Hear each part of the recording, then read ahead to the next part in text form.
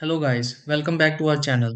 If your LG portable air conditioner suddenly keeps shutting off by itself or turns off unexpectedly while cooling, it can feel upsetting, especially when the room still feels warm. Sometimes the LG portable air conditioner runs for a few minutes and powers off, while other times it shuts down randomly without any clear reason.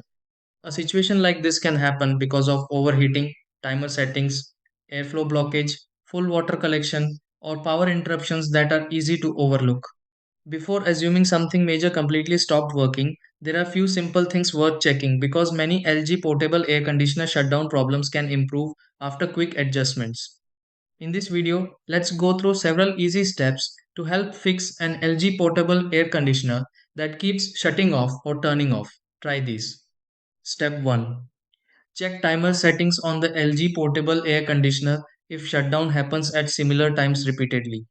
Step 2. Inspect the power connection linked with the LG portable air conditioner if it suddenly turns off. Step 3. Clean the filter inside the LG portable air conditioner if airflow feels weak or blocked. Step 4. Drain extra water from the LG portable air conditioner if moisture buildup may start shut off. Step 5.